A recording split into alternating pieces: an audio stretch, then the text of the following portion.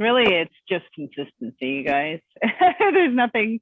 It's just, again, just making the time, setting the time. It's one of your pillars of real estate, right? So in your job, we have to have multiple pillars in order to create multiple streams of income.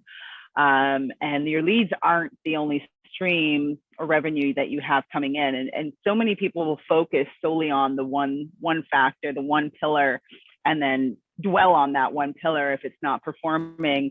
It's just one of them, right? So if you know that, you run Facebook ads, for example, in your brain that that one Facebook ad is not going to bring everyone that clicks on it, isn't going to essentially transact or convert into a lead. And you're okay with that because we have that understanding. And so the leads are a lot the same way, where you just have that understanding that they're not going to transact right away.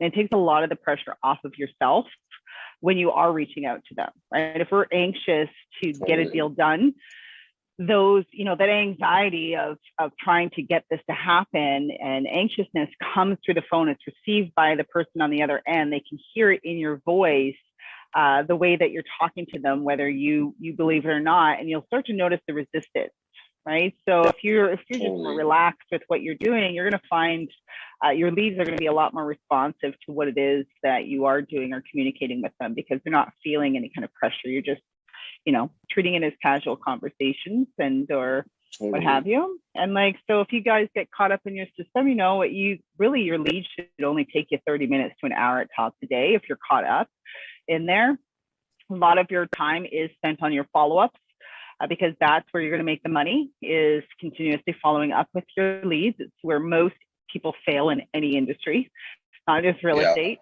But then, you can go door knocking, and a lot of people don't like door knocking, but, pick your neighborhood. I think we talked about this some of the time before, pick your neighborhood, just introduce yourself.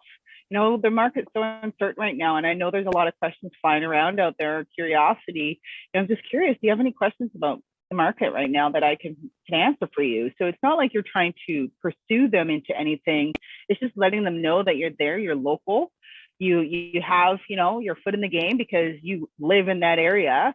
The home values of what you're listing and selling affect your home value. So you're going to, push a lot harder to achieve a higher selling price if they are thinking about making a move, right? So there's different tactics that you can use when you're talking to these people. It's not always just door knocking to get a listing. Yes, it is an objective. Of course, you want to get those listings, but it's also just making the community aware that you exist. And if you continue to do that and build those relationships, that's where, when neighbor Bobby decides to move in 3 years, you've been showing up on his, at his door every few months, just having a conversation. He's more likely to call you when that time comes.